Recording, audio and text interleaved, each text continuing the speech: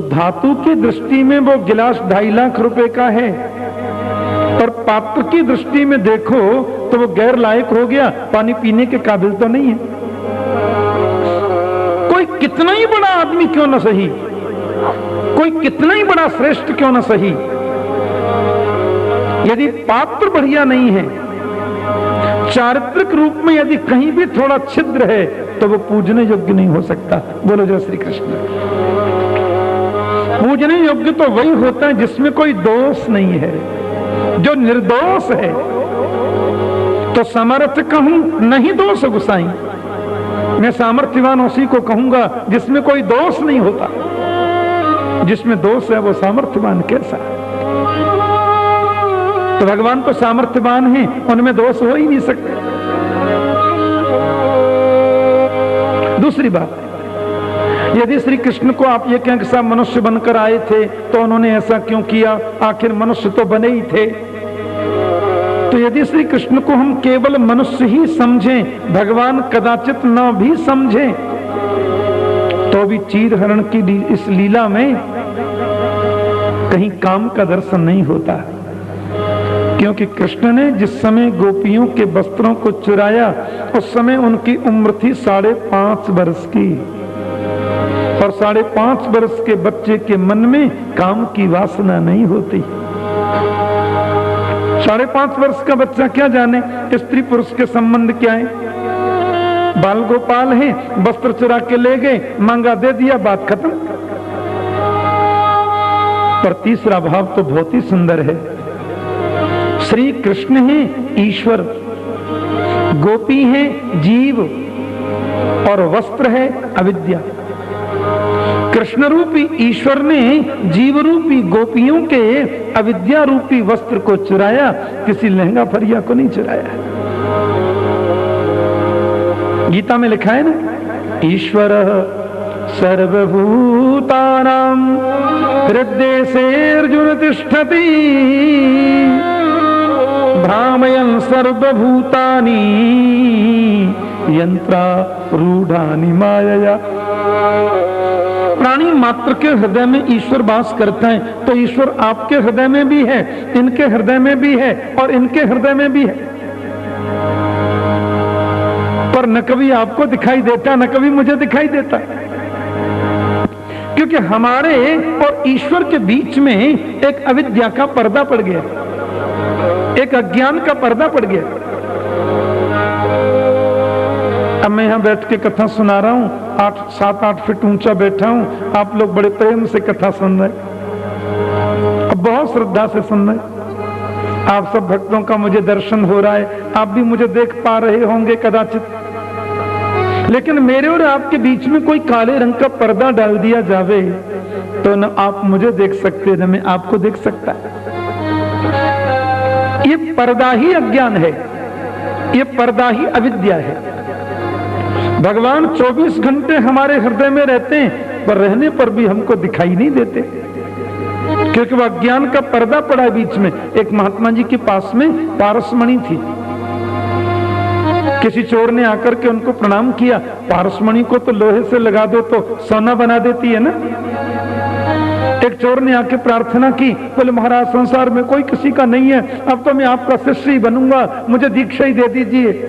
महात्मा जी ने कंठी फंटी बांध दी और कान में मंत्र दे दिया। चोर ने सोचा, बाबा कहीं जाए तो पारसमणि चुरा के भाग जाऊं, कि भक्ति के लिए दीक्षा थोड़ी ली थी उसने, तो पारस पत्थर चुराने के लिए ली थी दीक्षा। पूर्णिमा का दिन था, महात्मा जी गंगा स्नान करने गए, चोर ने सारी कुटियां खकोड़ दी। मणि कहाँ है, मणि कहाँ है, पारस मणि कहाँ है। महात्मा जी 10 मिनट में लौट करके आ गए। क्यों बच्चा, सफाई हो रही है? और चोर एकदम घबराए, बाबा माफ करना, मैं कोई भगत नहीं हूं महाराज, मैं तो चोर हूं, और ये मणि चुराने के लिए आया था। महात्मा बोले, हम पहले दिन ही समझ गए थे कि तू चोर है, क्योंकि आदमी के चेहरे पर लिखा रहता है वो कितने पानी में है। बोलो जय श्री कृष्ण। हाँ, मैं पहले दिन ही समझ गया था कि तू निश्चित चोर है। मणि चाहिए तुझे, अरे हम लोग महात्मा ठहरे बेटा, मणि लेकर हम क्या करेंगे, ले जाओ, वो सामने अलमारी में मणि रखी है, ले जाओ। चोर ने कहा अलमारी में तो मैंने देख लिया, मुझे तो दिखाई नहीं दी। महात्मा बोले अलमारी खोलो। खोल करके देखा तो बोले वो लोहे की डिब्बी में सामने रखी है ना मणि, ले जाओ। बोले लोहे की डिब्बी में मणि रखी है, फिर भी लोहे की डिब्बी लोहे की। महाराज मैंने तो सुना है कि वो मणि लोहे को छू जाए तो सोना बना देती है, और इस डिब्बी में 24 घंटे मणि रखी है, फिर भी उसको सोना नहीं बनाए। तो महात्मा जी बोले खोल के देखो। और जैसे ही खोल करके देखा, बोले मणि तो लोहे की डिब्बी में जरूर रखी है, और ये मणि लोहे को सोना जरूर बना देती, पर कपड़े में लपेटी हुई होने की वजह से लोहा को सोना नहीं बना सकी। बीच में व्यवधान आ गया ना, कपड़े का व्यवधान। ऐसे ही 24 घंटे ईश्वर हमारे हृदय में रहते हैं, हमारे दिल में रहते हैं, पर बीच में अविद्या का, अज्ञान का पर्दा होने की वजह से रहने के बाद भी ईश्वर हमें दिखाई नहीं देते। तो कृष्ण रूपी ईश्वर ने जीव रूपी गोपियों के अविद्या रूपी वस्त्र को चुराया। यही चीज हरण का मतलब है। और भगवान जब एक बार अविद्या को हर लें, क्योंकि धान का छिलका आपने उतार दिया, फिर उसे कितना ही गोंद से चिपकाओ, कितना ही फेविकॉल से चिपकाओ, वो धान उगने के काबिल तो नहीं रहता। इसी प्रकार एक बार परमात्मा जब अविद्या का हरण कर लें, तो परमात्मा की सन्निधि से वो अविद्या विद्या हो जाती है। फिर वापस करते हैं तो विद्या होती है, वापस करते हैं तो ज्ञान होता है, अज्ञान अविद्या नहीं होता है। और उसमें किसी प्रकार के कर्मों के अंकुरों को उदित होने की सामर्थ्य नहीं होती। बोलो जय श्री कृष्ण। और ये सुनकर के मन में बड़ी प्रसन्नता हुई परीक्षित को। प्रभु ने उन गोपियों को आश्वस्त कर दिया, मैं शरद पूर्णिमा की पावन रात्रि में आप सबके साथ में रास विहार करूंगा। और वे गोपियां अपने अपने घरों को चली गई। आज गौ चराते चराते गोविंद बड़ी दूर पहुंचे, दूर चले गए गोविंद। कन्हैया के मित्र बोले लाला बड़ी जोर की भूख लगी है, कछु खावे के लिए चाहिए। कृष्ण बोले जो जो सामग्री तुम घर से बना के लाए भैया, बस सामग्री को खोलो और खाओ। बोले लाला जो हम बना करके लाए वो तो सब खत्म है गई। गोविंद बोले तो एक काम करो, यहां से थोड़ी दूर पे ब्राह्मण देवता यज्ञ कर रहे हैं, उनके घर से कुछ भोजन सामग्री लेकर के आओ। ब्राह्मण देवता यज्ञ कर रहे हैं। एक बात बताऊं, सांप में यदि भय नहीं हो, शेर में यदि आलस्य नहीं हो, ब्राह्मणों में यदि ईर्ष्या नहीं हो, तो ये दुनिया को जीने नहीं दे। बोलो जय श्री कृष्ण। सांप जो होता है ना, वो काल की जेवरी माना जाता है। सांप जो है वो काल का दूसरा रूप है, लेकिन सांप में भय इतना होता है कि वो आदमी देख के भय के मारे भागता है। यदि सांप में भय नहीं हो तो दुनिया का रहना बड़ा मुश्किल है, वो रोज लोगों को काटे। शेर के बराबर पराक्रमी संसार में दूसरा जीव नहीं है, पर शेर की बराबर आलसी भी दुनिया में दूसरा नहीं है। इतना पराक्रमी होने पर भी शेर भयंकर आलसी होता है। एक बार शिकार जब कर लेता है तो आराम फरमाता है, फिर उसके ऊपर होके हिरण निकल जाओ कुछ नहीं बोलता। सो रहे हैं साहब, महाराज विश्राम कर रहे हैं। हाँ, ब्राह्मण के पास में क्या नहीं है? वेद है, वेदांत है, उपनिषद है, मंत्र है, तंत्र है, सब कुछ करने की उसमें सामर्थ्य है। पर ईर्ष्या रूपी दीमक ऐसी होती है कि वो कुछ भी कर नहीं पाता। बोलो जय श्री कृष्ण। ये अहंकार ही तो काम को बिगाड़ता है। मेरे गोविंद के नन्हे नन्हे प्रेमी सखा उन ब्राह्मणों के पास में आए। यज्ञ मंडप में पंडित जी लोग बैठे थे, स्वाहा स्वाहा यज्ञ कर रहे हैं। गोविंद के मित्रों ने आकर के उनको प्रार्थना की, हे भूमि देवा शृणुत कृष्णस्यादेशकारिण। महाराज जी, श्री कृष्ण के आदेश का पालन करने वाले हम कृष्ण के मित्र हैं। यहाँ से थोड़ी दूर पर कृष्ण बलराम दोनों भाई आए हैं। दोनों को बड़ी जोर की भूख लगी है, आप कछु खावे के ताई दे दो। पंडित जी ने देना लेना तो कुआ भाड़ में गया, टेढ़ी नजर से उनको देखा, बोले कहने कहां से ग्वारिया आ गए, नहा मैं नहीं, धो मैं नहीं। एक तो कृष्ण के मित्रों को भूख लगी थी, पंडित जी ने फटकार और लगा दी। लौट करके बेचारे आए, कन्हैया बोले क्यों खावे कितना कछु लाए, बोले अंगार लाए 5 खाओगे। गोविंद बोले ऐसे काई को बोल रहे हैं भैया, दे तो बड़े अभिमानी, हमसे बात भी नहीं करी, दूर दूर दूर दूर दूर ऐसे फटकार दिए हम तो। गोविंद बोले तुम लोग बड़े भोले हो, अरे पुरुषों के पास में क्यों गए, माताओं के पास में क्यों नहीं गए। माताओं के पास जाते और फिर जाकर देखते थाली भर के भोजन मिलता है कि नहीं। पुरुषों की अपेक्षा मातृशक्ति में क्षमता, शक्ति, भक्ति ज्यादा होती है। और ये रोना तो किसी का देख ही नहीं सकती, और अंदर की बात इनसे ज्यादा कोई जानता नहीं है। बोलो जय श्री कृष्ण। कथा सुनना, कथा में, कीर्तन में, भजन में, ध्यान में, पूजा में, पाठ में, दान में, दक्षिणा में, सब काम में आगे ही रहती है। अब कथाओं में भी आप देख लो, 60% माताएं, 40% पुरुष। कितनी इनकी श्रद्धा होती है। बच्चों को सवेरे तैयार करना, उनका टिफिन तैयार करना, फिर वो ऑफिस जा रहे हैं, वो का मतलब 440 वोल्ट,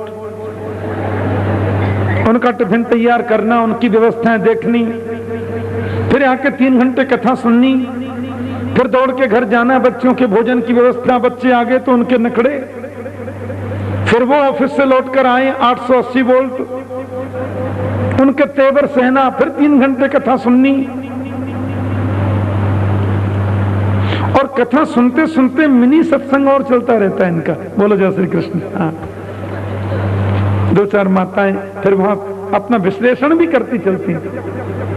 मैं इसलिए कह रहा हूं कि मुझे सब दिखता रहता है, विश्लेषण चलता है। और अंदर की बात तो इनसे ज्यादा कोई जानता ही नहीं। राजस्थान में कहीं कथा कर रहा था मैं, तो बीच में रास्ता बना था, तो रास्ते से आ रहा था मैं व्यास मंच की ओर, पीछे 10-5 माताएं बात कर रही थी आपस में, क्योंकि उनका मुंह तो व्यास गद्दी की ओर था, मैं आ रहा था पीछे से। तो आपस में वार्ताएं कर रही थी। ये 3 घंटा सवेरे बोलते हैं, 3 घंटे शाम को बोलते हैं, 3 को 3.5 करते हैं, 6 को 7 कर देते हैं, और महीने में 3 कथा, कोई बोलता है 4-4 कथा करते हैं। गला भी कभी बैठता नहीं है, थकते भी कभी नहीं है, बोलते ही जाते हैं, बोलते ही जाते हैं, बीच में पानी भी पीते नहीं है। ये कैसे चलता है गला। दूसरी मैया बोली 5 किलो दूध सवेरे, 5 किलो शाम को पीते। गोपाल जाने जो 1 गिलास से दूध कभी ज्यादा पीते हो। पर मैंने कहा देखो इनकी श्रद्धा, इतना बोलने वाले को आधा मन 20 किलो दूध तो रोज पीना ही चाहिए कम से कम, और घी डाल के पीते हैं। मुझे बहुत अच्छा लगा। इनका बस चले तो आप 20 किलो तो रोज पिला ही दें। महाराज सत्संग इनके बल पे चल रहा है। बोलो जय श्री कृष्ण। नहीं दी बार कोई सुनाते रहो व्यास जी, और अपनी पे आ जाए तो घंटी बजी और उठ के चली, फिर व्यास जी बकते रहो। बोलो जय श्री कृष्ण। हाँ, ये भक्ति भी है। बोलो जय श्री कृष्ण। फिर व्यास को बंद नहीं करनी पड़ेगी कथा। हाँ, तो श्रद्धा बहुत है। इनकी श्रद्धा को मैं प्रणाम करता हूं। गोविंद बोले तुम जाते माताओं के पास में, फिर देखने थाली भर के आता है कि नहीं। कृष्ण के मित्र दोबारा गए। अब के न पंडित जी को राम राम, न पंडित जी को प्रणाम, न उनको राम राम। जहां पर विद्वान लोग कर रहे थे अपना यज्ञ वगैरह, उसके सामने ही उनकी पर्णकुटी बनी है, और पर्णकुटियों में उनकी ब्राह्मण पत्नियां, यज्ञ पत्नियां बैठी हैं। अब के कृष्ण के मित्र गए और जाकर के उन यज्ञ पत्नियों को प्रणाम करते हैं। माता जी, यहाँ से थोड़ी दूर पर कृष्ण बलराम दोनों भाई आए हैं, दोनों को बड़ी जोर की भूख लगी है। माताएं बोली, लाला आए हैं, हमारे कन्हैया आए हैं। अच्छा, तुम 2 मिनट बैठो, अभी बनाती। सो महाराज आलस्य त्यागा, सुंदर भोग पदार्थ बनाया और भोजन बना करके लेके जा रही है। अब यज्ञ के बड़े नियम होते हैं, भागवत कथा के भी नियम है बहुत। जब व्यास के हाथ में कलावा बंध जाए तो 3 घंटे बीच में उठना मना है, पानी पीना मना है, कथा में बैठने से 1.5 घंटा पहले खाना पीना बंद करना पड़ता है। जून का महीना हो चाहे जुलाई हो, बीच में कुछ भी पीना मना, बीच में उठना मना। नियम तो श्रोताओं के लिए भी यही है, चाहे कितनी घंटी बजती रहे लेकिन उठना मना है। बोलो जय श्री कृष्ण। अब पंडित जी तो संकल्प लेकर के बैठे थे यज्ञ मंडप में। उनकी पत्नियों ने सुंदर सामग्री सजाई, थाली में सजाई, और जैसे ही वो घर से निकली, पंडित जी लोगों ने यज्ञ मंडप में से देखा। बोले, घराड़ी कहां जा रही है? अब देखो, बोल तो सकते नहीं, बीच में बोल नहीं सकते, पर रोके कैसे? बेचारे करें क्या? पंडित जी ने एक दूसरे के चेहरे की ओर देखा और मन में सोचा कि हम लोग बोल नहीं सकते, हाँ हूं तो कर ही सकते हैं। ब्राह्मण पत्नियां थाली सजा करके ले जा रही हैं गोविंद को भोग लगाने। पंडित जी महाराज ने स्वाहा करना तो बंद कर दिया और यज्ञ मंडप में बैठे बैठे जोर से चिल्लाने लगे, माने कहां चली? पंडितानी जी ने साड़ी का पल्लू ऐसे कर लिया, देखेंगे तो रोक लेंगे और रोक लेंगे तो लाला का दर्शन कैसे होगा। पंडित जी फिर जोर से चिल्लाए, पंडितानी बोली, तुम चुपचाप बैठे रहो, हम जहां जा रहे हैं वहां ठीक ही जा रहे हैं। ब्राह्मण उनका लौट करके आने तो फिर बात करूंगा। और ये जैसे ही गई, कदम वृक्ष के नीचे मेरे गोविंद और बलराम दोनों बैठे हैं। उन दोनों की झांकी का दर्शन कर रही हैं वो। स्वाहा स्वाहा स्वाहा स्वाहा करते करते पंडित जी की दाढ़ी सफेद हो गई, लेकिन गोविंद का दर्शन कहां मिला इतना सुलभता से। उनकी पत्नियां, यज्ञ पत्नी, उतनी पढ़ी लिखी नहीं थी, लेकिन गोविंद का दर्शन मिल गया। पंडिता पगड़ा बड़ा, उनकी विनम्रता, उनकी भक्ति रंग लाई। और कृष्ण बलराम दोनों को देखा कि श्यामम हिरण्य परिधिम वनमाल्य बरह धातु प्रबाल नट वेश मनुव्रतांस विन्यस्त हस्तमितरेण धुनानमब्जम कर्णोत्कपालक कपोल मुखाब्जहासम।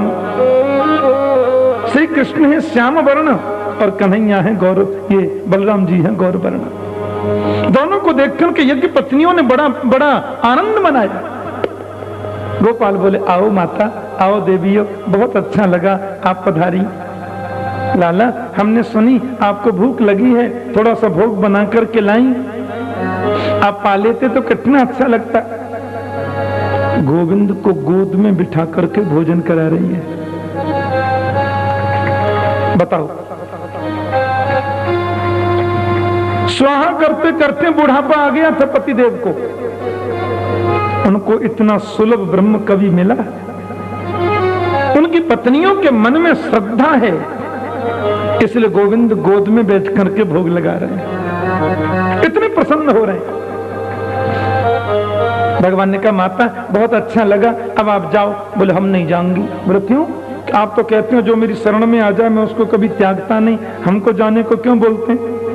कृष्ण बोले, आप जाओ ना, आपके पति ढूंढ रहे होंगे। बोले, हम जब आ रही थी तो ऐसे ऐसे कर रहे थे मंडप में बैठे, कहीं नहीं घुसने दिया तो? बोले, माता, मेरे चरणों में जिसकी श्रद्धा होती है उसका दुनिया में कोई विरोधी नहीं होता। आप पधारो। पत्नियों के द्वारा की गई कृष्ण भक्ति का परिणाम यह हुआ कि यज्ञों के आचार्यों की मति भी बदल गई। उन्होंने कहा, देवी हो तो आप हमारी धर्म पत्नी, लेकिन गुरु के समान तुम आदरणीय हो गई और उनका सम्मान किया। तो वे पत्नियां भी चरणों में गिर के बोली कि हमें आज गोविंद जो मिला है पतिदेव, आपकी सेवा का ही तो फल है। जितनी आपकी श्रद्धा बढ़े, जितनी आपकी भावना बढ़े, उतना ही पति के प्रति आदर बढ़ना चाहिए। ऐसा नहीं कि आप थोड़ा मंदिर वंदिर जाने लगी, थोड़ा पीपल पे पानी चढ़ाने लगी, थोड़ा दुर्गा चालीसा, बड़े बड़े चालीसा करती माताएं, 2-4 आप करने लगी तो पति को कुछ समझे ही नहीं। ऐसी बात नहीं। पति एव ही नारी नाम पितुरात्मेश्वर अपमान। जितनी आपकी श्रद्धा बढ़े गोविंद के चरणों में, उतनी पति के प्रति आदर बढ़ना चाहिए। अर्धांगिनी कहा जाता है ना नारी को। अर्धांगिनी का मतलब है पति का आधा अंग। जो भी शुभ कर्म पति करता है उसका आधा भाग पत्नी को मिलता है, और पत्नी जो भी शुभ कर्म करती है वो चाहे तो फल पति को मिलेगा, नहीं चाहे तो नहीं मिलेगा। पति जो भी शुभ कर्म करे आधा भाग पत्नी को मिलेगा, और जो भी पाप कर्म पति करता है उसका 1% भी पत्नी को नहीं मिलता। बोलो जय श्री कृष्ण। वो पति को ही भोगना है। हाँ, ये शास्त्रीय बात है। बोले साहब इतनी छूट क्यों मिली कि ये पुण्य का काम करें, चाहे तो फल पति को मिले, नहीं चाहे तो नहीं, ऐसा क्यों?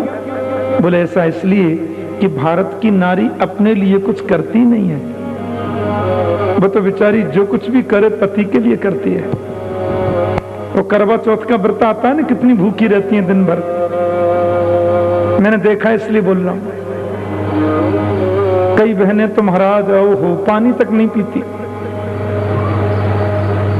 और उस दिन यदि बादल ज्यादा आ जाए, आकाश में चंदा जल्दी नहीं निकले, तो इनका चेहरा देखने लायक होता है। 50 बार छत पे, 50 बार नीचे, 50 बार छत पे। नहीं निकला क्या? बोला अभी नहीं निकला। हे भगवान, इसको भी आज ही नहीं निकलना था।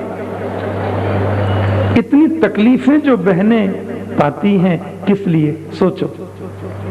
केवल पति की आयुष्य बढ़ने के लिए ही तो, पति की प्रसन्नता के लिए ही तो। अपना क्या? घर में कुछ ऊंचा नीचा हो जाए, कुछ गरीबी आ जाए, तो कुछ थोड़ी अच्छी चीज है वो पत्नी बच्चे और पति को खिला देंगी, स्वयं रूखे सूखे खा के रह लेती हैं। आपत्ति काले गृहिणी परीक्षा। पति के जीवन में यदि कोई विपत्ति आ जाए तो सबसे ज्यादा सहायता करने वाला यदि कोई पात्र है तो वो केवल पत्नी है, जो कंधे से कंधा मिलाकर पति का साहस बढ़ाती है। इसलिए हमारी भारतीय परंपरा में नारी का बहुत ज्यादा महत्व है। दुनिया के किसी भी धर्म में देवी नहीं होती, केवल वैदिक सनातन धर्म में ही प्रत्येक नारी के नाम के आगे देवी लिखा जाता है। इतना भारी आदर यहाँ उन ब्राह्मणों ने अपनी पत्नियों का किया, और गोविंद प्रसन्न होकर के अपने यहाँ को चले गए। ब्रजवासी बड़े आनंदित हो रहे हैं। संवरिया ब्रज के हो तुम तो आधार, संवरिया ब्रज के हो तुम तो आधार, संवरिया ब्रज के हो तुम तो आधार, संवरिया ब्रज के हो तुम तो ब्रज के हो तुम तो आधार, मेरे श्याम ब्रज के हो तुम तो आधार, मेरे श्याम ब्रज के हो तुम तो आधार, मेरे श्याम ब्रज के हो तुम तो आधार, संवरिया ब्रज के हो तुम तो आधार, संवरिया ब्रज के हो तुम तो आधार, मेरे सांवरिया ब्रज के हो तुम तो आधार, सांवरिया ब्रज के हो तुम तो आधार। काटी बंसी बनवाई, बांस काटी बंसी बनवाई, सोने चांदी से मढ़वाई, सोने चांदी से मढ़वाए, नूपुर लगाए दो चार, मेरे श्याम नूपुर लगाए दो चार, मेरे श्याम मेरे श्याम नूपुरी लगाए तो चार समरिया ब्रज के हो तुम तो आधार, समरिया ब्रज के हो तुम तो आधार, मेरे सांवरिया ब्रज के हो तुम तो आधार, समरिया ब्रज के हो तुम तो आधार।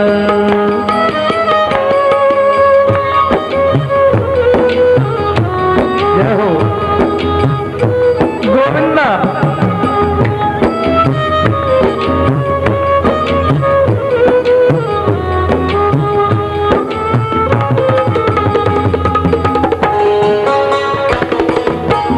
हरि बोल।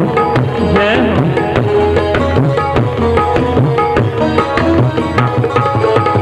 मोर मुकुट तेरे शीश पे सो है, मोर मुकुट तेरे शीश पे सो है, प्यारी बंसी मेरो मन मोह है, प्यारी बंसी मेरो मन मोह, ऐसी बंसी बजाओ बार बार मेरे श्याम, बंसी बजाओ बार बार मेरे श्याम, बंसी बजाओ बार बार मेरे श्याम, बंसी बजाओ बार बार, समरिया बज के हो तुम तो आधार, समरिया भज के हो तुम तो बज के हो तुम तो आधार मेरे श्याम, भज के हो तुम तो आधार मेरे श्याम, बज के हो तुम तो आधार मेरे श्याम, भज के हो तुम तो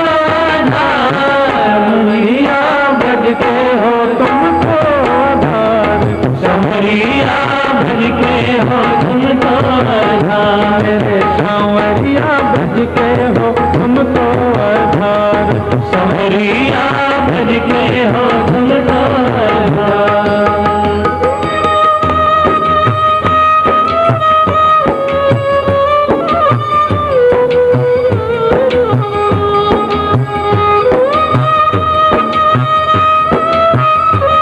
ऐसी विचित्र मेरे गोविंद की बंसी की स्वर लहरी है।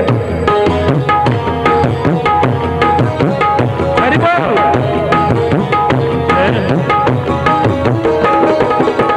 बंसी बट पे बंसी बजावे, बंसी बट पे बंसी बजावे, यमुना तट पे रास रचावे, यमुना तट पे रास रचावे, जहाँ नूपुर की होए झनकार मेरे श्याम, नूपुर की होई झनकार मेरे श्याम, नूपुर की होए झनकार मेरे श्याम, नूपुर की होई झनकार, समरिया बज के हो तुमको आधार, समरिया बज के हो तुम तो आधार, मेरे सांवरिया बज के हो तुम तो आधार, समरिया बज के हो तुम तो आधार, मेरे सांवरिया बज के हो तुम तो आधार,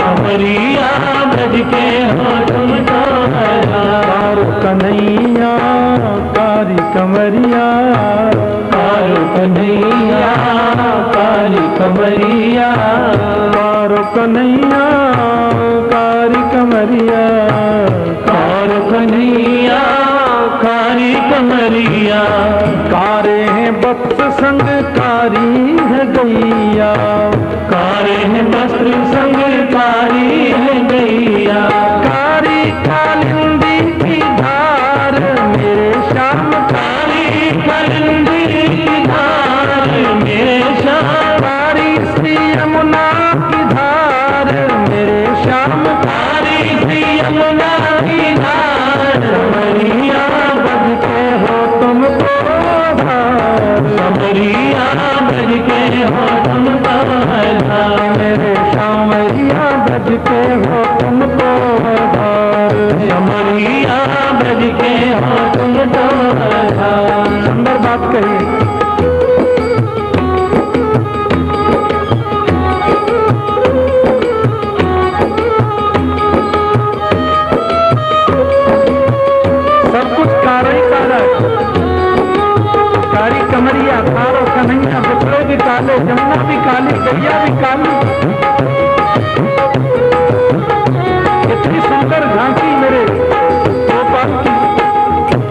गोपिन के प्राण प्यारे, ब्रज गोपिन के प्राण प्यारे, ब्रज गोपिन के प्राण प्यारे, ब्रज गोपिन के प्राण प्यारे।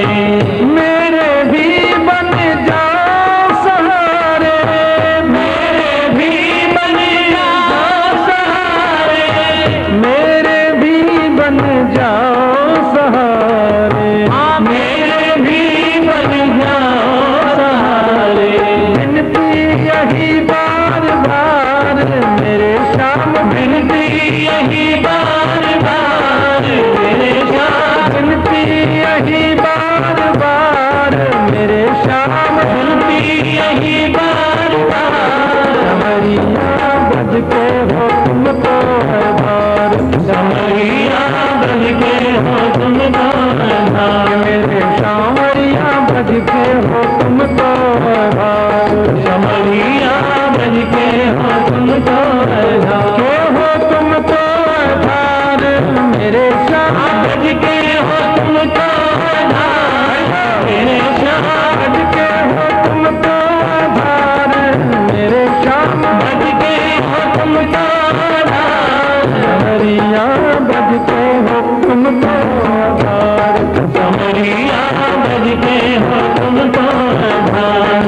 जय जय गोपाल जय जय, गोविंद जय जय गोपाल जय जय, राधा रमण हरि गोविंद जय जय, राधा रमण हरि गोविंद जय जय, राधा रमण हरि गोविंद जय जय, राधा रमण हरि गोविंद जय जय, राधा रमण हरि गोविंद जय जय, राधा रमण हरि गोविंद जय जय, गोविंद जय जय गोपाल जय जय, गोविंद जय जय गोपाल जय जय, गोविंद जय जय गोपाल जय जय, गोविंद जय जय गोपाल जय जय, राधा रमण हरि गोविंद जय जय, राधा रमण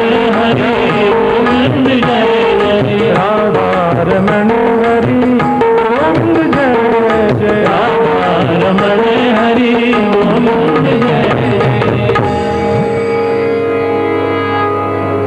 परमात्मा की प्राप्ति हो जाने के बाद, कन्हैया के मिल जाने के बाद फिर तो कुछ भी करना शेष नहीं रह जाता है। मैं कल कह रहा था कि यशोदा मैया के पास श्री कृष्ण आए, उम्र थी 7 वर्ष की। मैया बना रही थी घर में पकवान, एकदम शुद्ध सात्विक भाव से सूती वस्त्र पहनकर बड़ी पवित्रता से भोग बना रही थी। कन्हैया बोले पकौड़ी हमको दे दे मैया। मैया ने की दूर दूर दूर, जय जय को भोग बन रो। गोपाल बोले अब सबसे बड़े जय जय तो हम हैं, हमते बड़ो जय जय दूसरों कौन सो आए गए यहाँ पे। तो रोते रोते नंद बाबा के पास गए। बाबा बैठे बड़ी शांति से।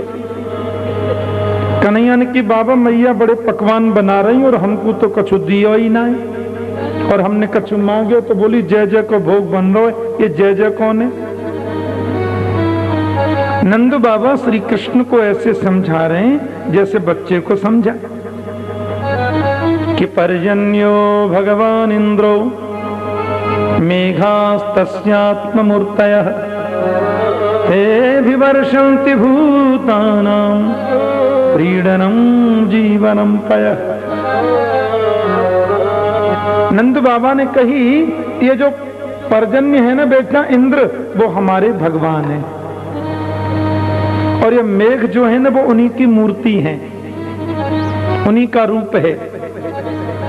हम लोग किसान है ना बेटा, साल भर में एक बार बड़ी धूमधाम से इंद्र महाराज की पूजा करते हैं तो इंद्र जी खुश होते हैं, खुश होकर बारिश करते हैं, अन्न धन जल की वृद्धि होती है। यहां श्री कृष्ण ने बहुत सुंदर बात कही है, सुनने लायक। 7 वर्ष का गोविंद हजारों ब्रजवासियों को उपदेश दे रहे हैं। बोले कर्मणा जायते जंतु कर्मणैव विलीयते सुखम दुखम भयम क्षेमम कर्मणैव विपद्यते। जीव का जन्म कर्म से होता है, जीव की मृत्यु कर्म से होती है। सुख दुख भय कल्याण जो कुछ भी मिलता है केवल कर्म से मिलता है। अस्ति चेदीश्वर कश्चित् फल रूप्यन्न कर्मणाम कर्तारं भजते सोपि न यकर्तु प्रभुर्हि स। अरे भाई, कर्म ही प्रधान है। यदि ईश्वर नाम की कोई चीज है तो वह भी फल उसी को देगा जो कर्म करता है। जो कर्म नहीं करता उसको ईश्वर भी फल कभी नहीं देता, कन्फर्म है। इसलिए कर्म की पूजा पहले करो, कर्म की उपासना करो। उस पद्धति से विपरीत मत जाओ। हल जोतेंगे नहीं, बीज डालेंगे नहीं, खाद डालेंगे नहीं, तो क्या इंद्र महाराज तुम्हें खेती करके दे जाएंगे? कर्म प्रधान विश्व रचिराखा जो जस करही सुतस फल चाखा। इसलिए बाबा तस्मात् संपूजियेत कर्म, व्यक्ति को कर्म की पूजा करनी चाहिए। कर्म पहले है, बाकी सब चीज बाद में है। और जो व्यक्ति कर्म से विमुख हो गया है वो जीवन में कभी उन्नति नहीं कर सकता। आपने भीष्म पितामह की स्तुति में सुना था। इसलिए तस्मात् संपूजियेत कर्म, कर्म की पूजा करो। कृष्ण कहते हैं भाग्य पर तो कभी भरोसा करो ही मत। जापान में जब मजदूर लोग नाराज होते हैं तो हड़ताल नहीं करते, 8 घंटे की जगह 16 घंटे काम करते हैं। मालिक कहता बस बस, बोले नहीं नहीं और लीजिए और लीजिए। भारत में नाराज होते हैं तो सबसे पहले हड़ताल करते हैं। विश्व का सबसे बड़ा राष्ट्र है हड़ताल करने में भारत। बोलो जय श्री कृष्ण। इतना सा देश जापान है, आपने देखा हो कभी नक्शे में। इतना सा देश है जापान, उसने अरबों खरबों डॉलर भारत को कर्जा दे रखा है। इस हाथी जैसे देश को कर्जा दे रखा है, क्योंकि हम सब भाग्यवादी हैं। पढ़े, कोई विदेशी व्यक्ति यहां पे आया और भारत की स्थिति को देख करके जब गया और लौटकर जब जाने लगा तो एयरपोर्ट पर लोगों ने पूछा आपको भारत में क्या अच्छा लगा? बोले मैं जो सुनता था कि यहाँ सब राम भरोसे चलता है, राम ही भरोसे चल रहा है। बोलो जय श्री कृष्ण। ऐसा कभी नहीं।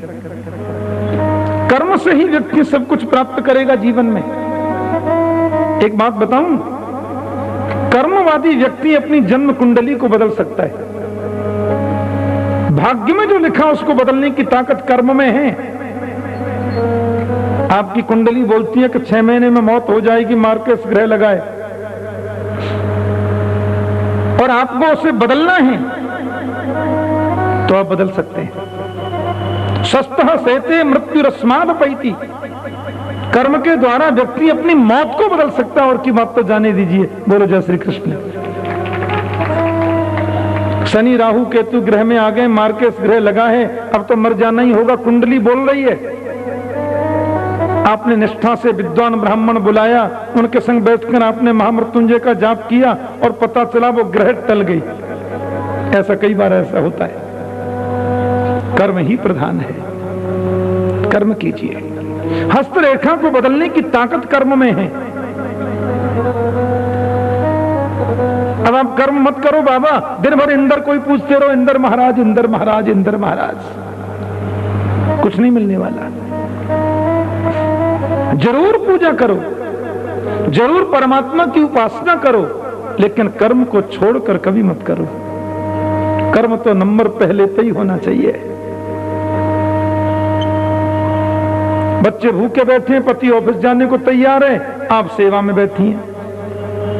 अरे देवी नाश्ता ऑफिस को टाइम अपने आप नहीं कर सकते, पूजा कर रही हूं, दिख नहीं रही हूं क्या? आपकी वो पूजा बिल्कुल बेकार है, 100% बेकार है।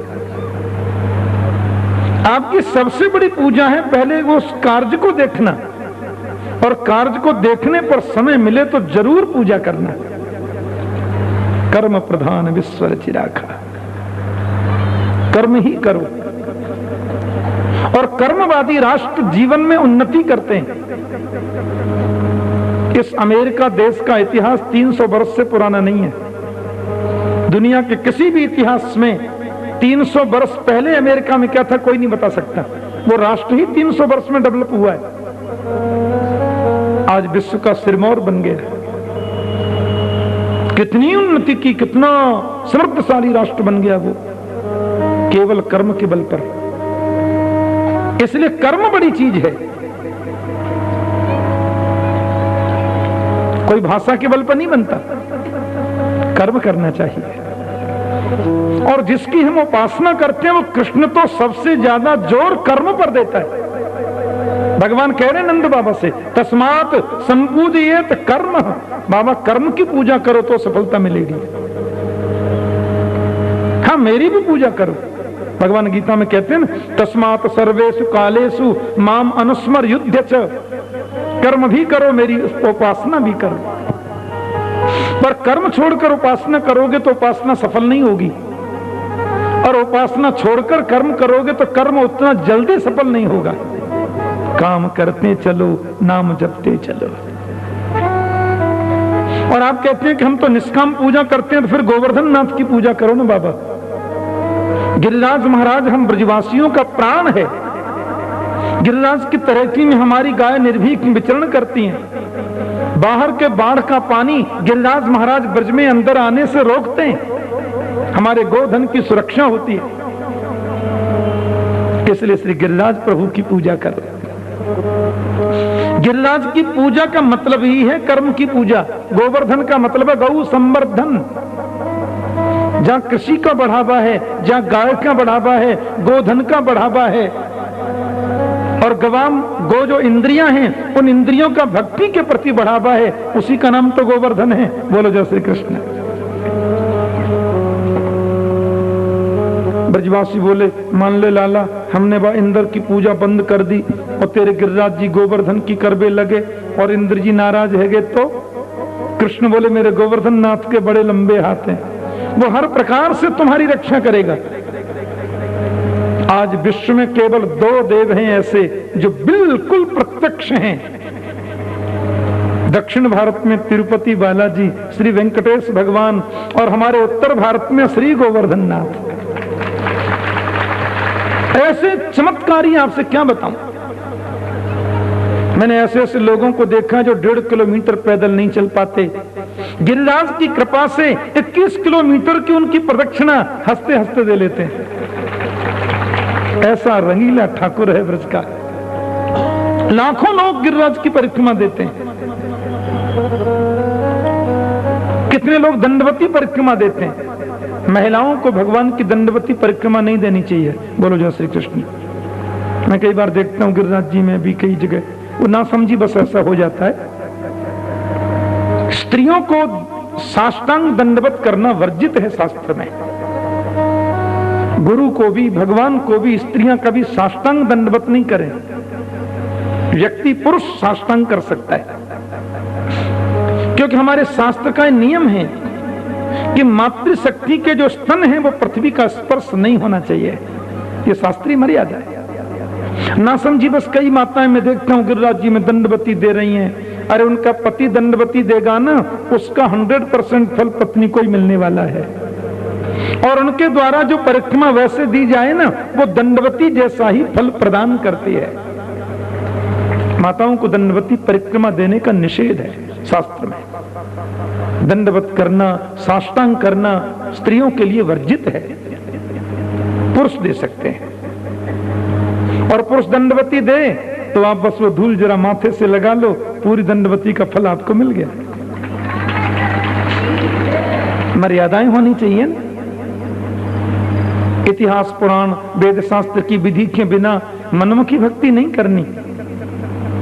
कई लोग कहते हैं महाराज ऐसा क्यों होता है, ऐसा क्यों होता है। मैंने कहा ऐसा कर लोगे तो क्या हो जाएगा, ऐसा शास्त्र में क्यों लिखा है। अरे मैंने कहा पत्ते खाकर सूखे, जिन ऋषियों ने ग्रंथों को लिखा वो पागल थे क्या? उनका अनुभव है तभी तो उन्होंने लिखा है। जो मर्यादा उसका अनुपालन करें। कन्हैया बोले बस गिरिराज महाराज के लिए आप 56 प्रकार के भोग बनाओ और बाकी बात सांडिल्य मुनि बताएंगे। बता तो सब कृष्ण ही रहे, सांडिल्य मुनि को आगे कर रहे हैं। कुलगुरु है ना, कि कुल पुरोहित जो होते हैं। 56 प्रकार के भोग श्री गिरिराज महाराज के लिए बन रहे हैं। अब आप ये मत सोचना हम कोटा में बैठे हैं, हम लोग वृंदावन में बैठे हैं। और वृंदावन में बैठ करके श्री गोवर्धन नाथ प्रभु के लिए 56 भोग बना रहे हैं। चलिए सब लोग जुट जाइए, मानसिक स्नान करें। यमुना स्नान कर लिया, शरीर से शुद्ध हो गए, मन से शुद्ध हो गए, और सब लोग मिलकर 56 भोग बना रहे हैं भगवान गिरिराज के लिए। के खुरचन है खीर मोहन खीर सा और खुरमी खीर। खुरचन है खीर मोहन खीर सा और खुरमी खीर। खजड़ा जलेबी कलाकंद बालूशाही है। मोहन थार मेवा बाती मठरी सहर महसूर पाक। खुरचन है खीर मोहन खीर सा और खुरमी खीर। खजला जलेबी कलाकंद बालूशाही है। मोहन थार मेवा बाटी मठरी महसूर पाक। एक रसगुल्ला संगर बड़ी सुहाई है। भुजिया नमकीन सेब गठिया सकल पारे। भुजिया नमकीन सेब गठिया सकल पारे। गुजिया समोसा पापड़ पकौड़ी बनाई है। मधुप श्याम आनंद भावा यशोदा सब सामग्री लेकर गिरिराज आज भोग में सजाई है। 56 भोग श्री गोवर्धन नाथ के लिए बने। 81 है तो क्या हुआ, हमारा लाला तो 81 को भी खाता है। बोलो जय श्री कृष्ण। हाँ तो महाराज 56 भोग सबने बनाए, बड़े भाव से ब्रजवासियों ने बनाए। छेना की सामग्री, खोआ की सामग्री, मैदा की सामग्री, आटे की सामग्री, छेना की 50 प्रकार की वस्तुएं बनाई। 56 भोग, 36 व्यंजन। देखो अन्नकूट, 56 भोग जो होते हैं उसमें तो केवल पक्का भोग बनता है, और अन्नकूट में जो है कच्चा भी बनता है। अन्नकूट हुआ, कच्चा पक्का दोनों प्रकार का भोग बना। छेना के रसगुल्ला है, और महाराज राजभोग हैं, चमचम हैं, गुलाब जामुन हैं, छेना के चावल हैं, छेना के सेब हैं, छेना के संतरा हैं, खोआ के लड्डू हैं, कलाकंद बड़े सुंदर हैं, खोआ की पकौड़ी हैं। मोहन थार तो ऐसा बना कि आपको क्या बताएं। जलेबी बड़ी सुंदर बनी, इमरती तो अद्भुत बनी। फिर पुआ है, फिर पकौड़ी है, फिर मगोड़ी है, फिर कचौड़ी है, फिर दही बड़ा है, फिर काजी बड़ा है, फिर केवल बड़ा है। खीर कई प्रकार की बनी, सामा की खीर, साबूदाने की खीर, चावल की खीर, दाल मखाने की खीर, और वह सब में केसर डाल करके सुंदर रंग दियो। गौछाप रंग नहीं डाला। बोलो जय श्री कृष्ण।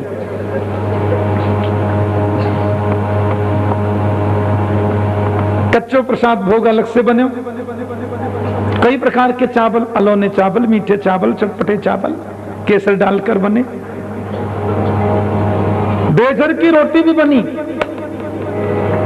आप कभी नंदगांव गए हो तो वहां टिक्कर बनता है नंद बाबा का। आहा क्या स्वादिष्ट। बेसर की रोटी मिले प्रेम भरी फटकार, देख धरे को फल मिलो सफल भयो अवतार। सब सामग्रियां बनाई, ड्राई फ्रूट भी सब सजाए, काजू हैं, पिस्ता हैं, बादाम हैं, किशमिश हैं, चिरौंजी दाने हैं, मखाने हैं, गोला हैं, गरी हैं, सेब हैं, संतरा हैं, चीकू हैं, अंगूर हैं, केला हैं, अनेक प्रकार के फल भी सजाए। 10,108 घड़ों में माखन मिश्री सजा के रखा। इतने ही घड़ों में श्री यमुना जल सजा के रखा अभिषेक के लिए। 10,108 घड़े, समस्त प्रकार की सामग्री बड़ी पवित्रता से ब्रजवासी गणों ने बनाई। भगवान गिरिराज के भोग के लिए बैलगाड़ियों में सब सामग्री सजी। गौ माताएं आगे सज करके जा रही हैं, ब्रजांगनाएं मंगल गीत गाती जा रही हैं, ब्राह्मण देवता वेद मंत्रोच्चार करते जा रहे हैं। एक बात बताऊं, ब्रज 84 कोस में 4 गाम निज धाम, वृंदावन और मधुपुरी बरसानो नंदगांव। हमारे ब्रज में 4 गांव हैं, नंदगांव, बरसाना, वृंदावन और मथुरा, ये 4 बड़े धाम हैं। इन चारों ही जगहों से गिरिराज जी 7 कोस की दूरी पर हैं।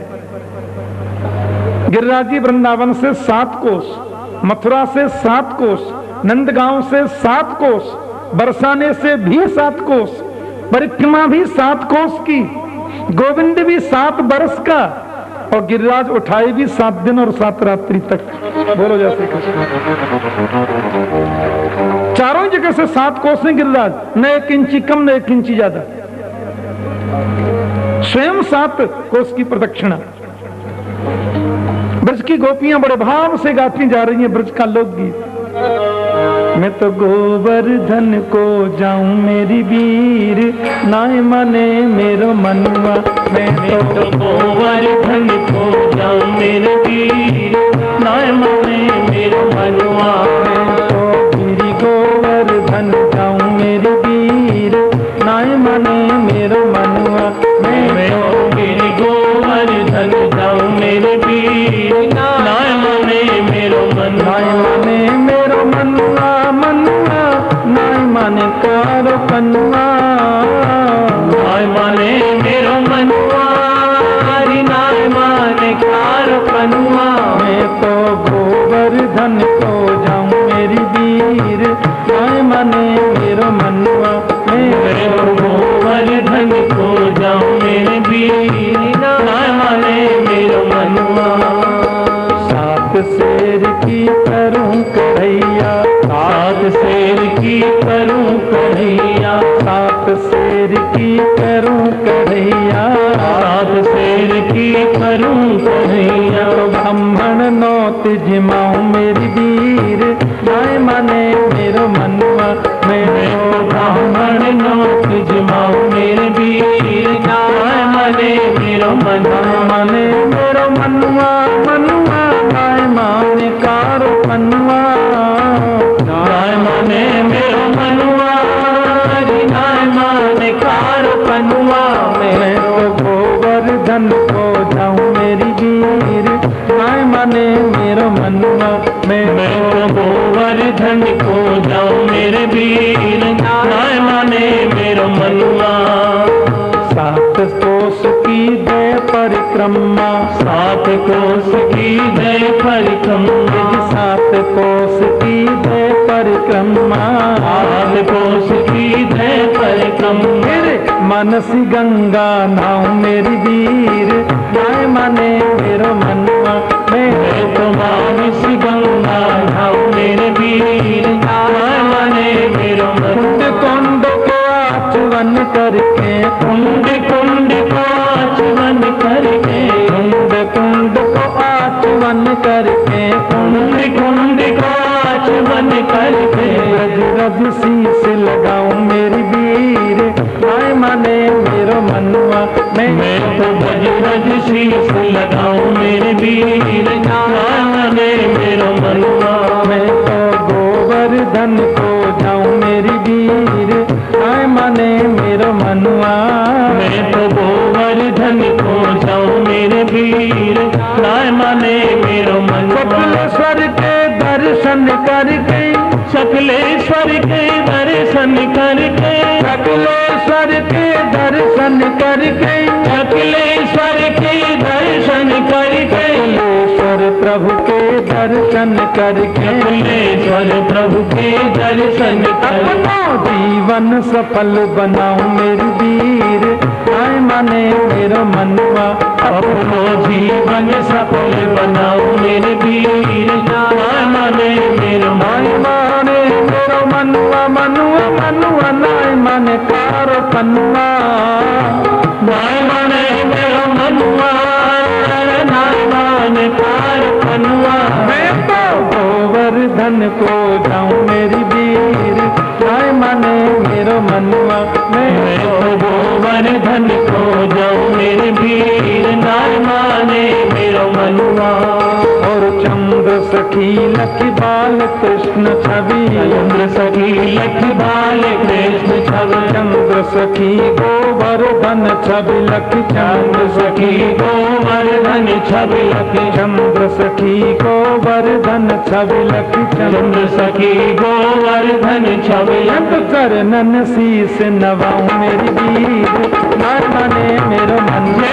मैं तो चरणन शीस नवाऊं मेरे वीर, नाय माने मेरो नाय माने मेरो मनुआ, नाय माने मेरो मनुआ। नाय माने मेरो मनुआ, नाय माने मेरो मनुआ। मैं तो गोवर्धन को जाऊं मेरी वीर, नाय माने मेरो मनुआ।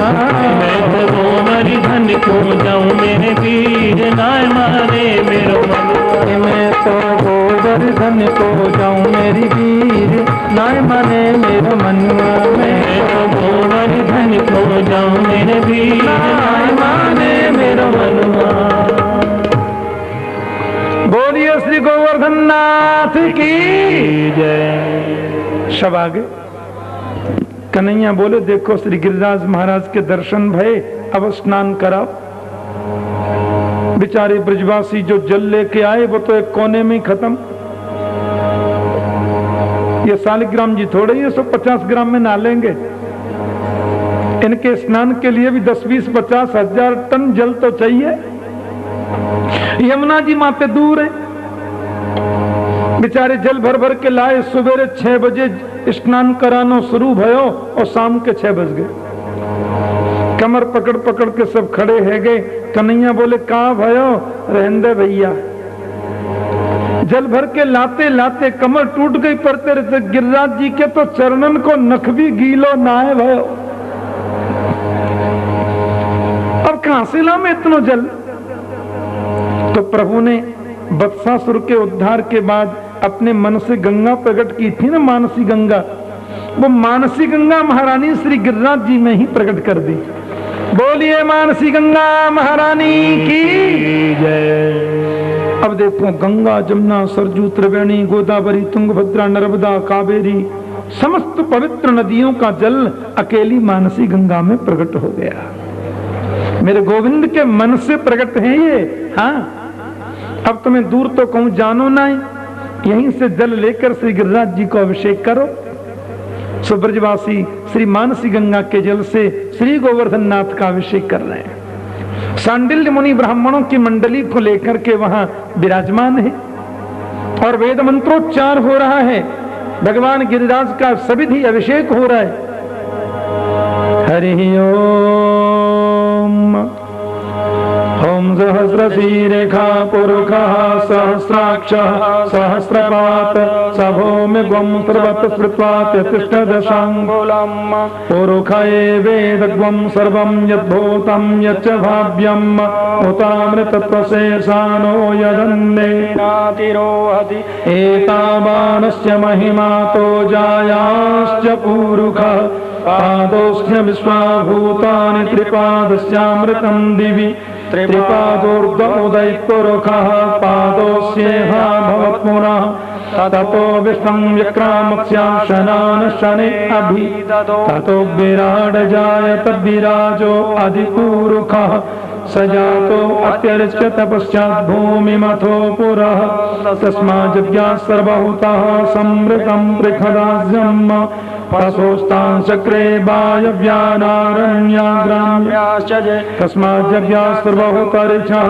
सामानि जज्ञिरे छन्दा जज्ञिरे तस्माद्यजुस्तस्मादजायथ तस्मादश्वा अजायन्त जेके चोभया गावो हजज्ञिरे तस्माज्जाता अजावयः तं यज्ञं बर्ह्य प्रोक्षन् पुरुखं जातमग्रतः तेन देवा अयन्त साध्यारिखयस्य यत्पुरुखं व्यदुः कपिदाय कल्पयन्न मुखं किमस्यासि किमोरोपादाचेते ब्राह्मणस्य मुखमासीत् बाहो राजन्यकृतः ओ तदस्य वैव्यद्वाद्वं शूद्रो अजायत चन्द्रमा मनसो जात चक्षोः सूर्यो अजायत श्रोत्राद्वायुष्य प्राणस्य मुखादग्निरजायत नाभ्या आसीदन्तरिक्षगों श्रीकृष्णो द्योः समवर्तत पृथिव्यां भूमिर्सह श्रोत्रा तथा लोकान् कल्पयन् यत्पुरुषेण हविखा देवा यज्ञमतन्वत वसन्तो स्यासीदास्यं ग्रीक्मद्मः सरद्धभिः सप्तास्यासन् परिधय स्त्रीः शतसमिदः कृताः देवायज्ञं तन्मामग्नं पुरुखं पशुम् जग्नेन जग्नमयजन्त देवास्तानि धर्माणि प्रथमान्यासन्न तेहनाकं महिमानः स्वतन्त्र यत्न कुर्वे साध्याः सन्ति देवाः। बोले श्री गोवर्धननाथ की जय। जो पदार्थ ब्रजवासियों ने श्रद्धा से बनाए गिरिराज के सन्मुख पधरा दिए, विराजित कर दिए और कृष्ण बोले चलो पहले गोवर्धननाथ की एक परिक्रमा दे करके आए, फिर प्रभु 56 भोग आरोगेंगे, स्वीकार करेंगे। तो गिरिराज जी की परिक्रमा प्रारंभ कर रहे हैं, चलो दान घाटी से करते हैं। हमारे ब्रजवासी लोग दान घाटी से परिक्रमा ज्यादा शुरू करते हैं। आगे कन्हैया चल रहे हैं और कहीं से भी कर लो गिरिराज जी की परिक्रमा, तो जहां से करो वहीं तो शुरू है। दान घाटी से प्रदक्षिणा प्रारंभ की, आगे कन्हैया चल रहे हैं, पीछे पीछे ब्रजवासी चल रहे हैं और यहाँ आगे मैं चलता हूँ, पीछे आप चलो। हाँ।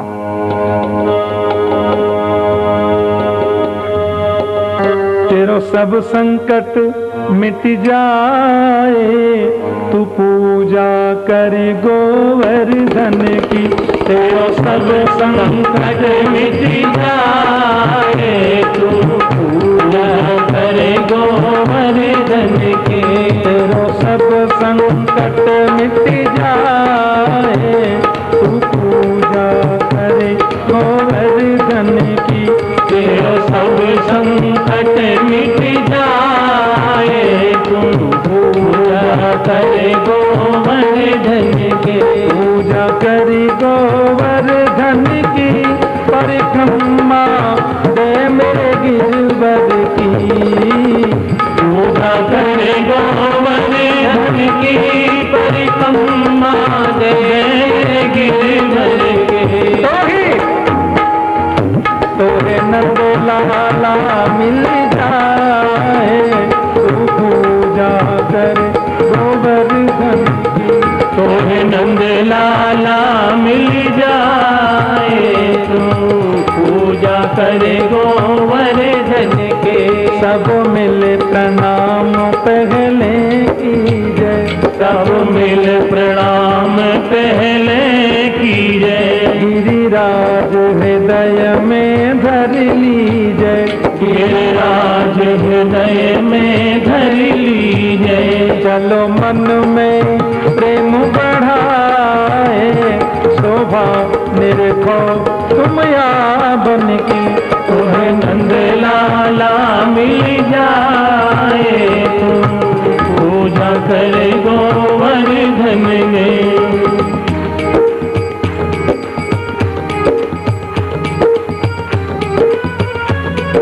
हम लोग पूंछरी के लोठा पे आ गए। बोल पूंछरी के लोठा की जय हो। आगे पूंछरी को लोठा है, आगे पूंछरी को लोठा है। ये तो तो खाए खाए भयो सिलोटा है, ये तो खाए खाए भयो सिलोटा है। करो सब प्रणाम सिर नाए, जो रक्षा करे अपने जन की, तो है नंद लाला मिल जाए, तू पूजा करे गोवर्धन की। लो जी जतिपुरा आ गए, गिरिराज जी का मुखारविंद है, सब लोग दुग्धाभिषेक कर रहे हैं।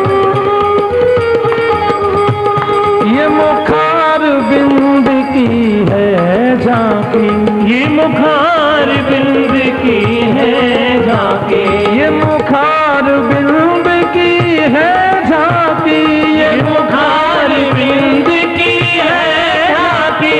याके मुकुट लकुट भ्रकुटी बाकी, याके मुकुट लकुट भ्रकुटी बाकी। या पे दूध की धार चढ़ाए, इच्छा पूरन होवे मन की, तो है नंद लाला मिल जाए, तू पूजा करे गोवर्धन के।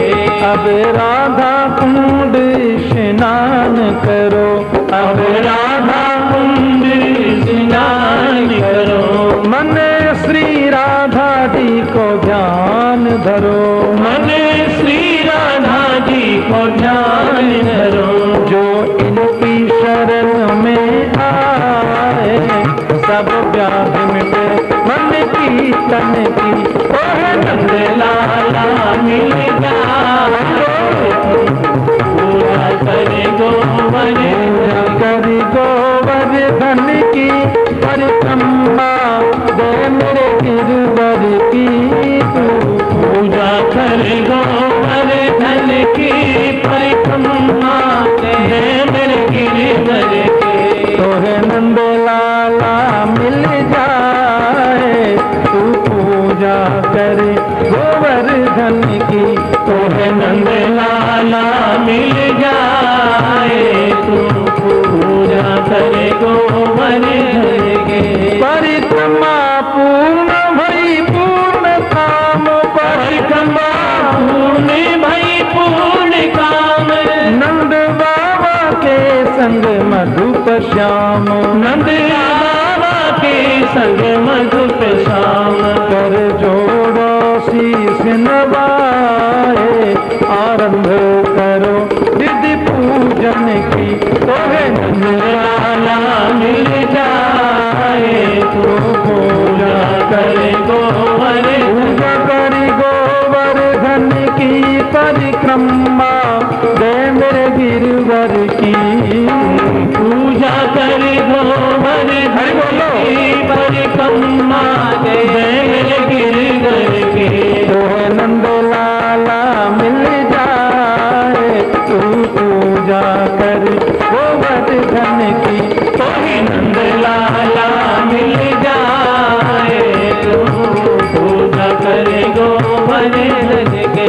तेरो जन्म मरण मिट जाए, तू पूजा कर गोवर्धन की, तेरो जन्म मरण मिट जाए, तू पूजा करे गोवर्धन के। बोलिए गोवर्धननाथ की जय। महाराज जैसे ही गिरिराज जी महाराज को विधिवत पूजन कर दियो, 56 प्रकार के सुंदर भोग सजाए दिए। ब्रजवासी बोले अभी लाला तेरे गिरिराज बाबा प्रकट तो भयो ना है, हम ना मानेंगे। कन्हैया बोले आंख बंद करो, अबाल प्रकट होए। जैसे ब्रजवासी ने नेत्र बंद करके गोवर्धन प्रभु को स्मरण कियो, सो मेरे कन्हैया एक रूप से तो पुजारी बन के खड़े और 4 भुजा धारण करके पर्वत राज के ऊपर विराजमान है गए।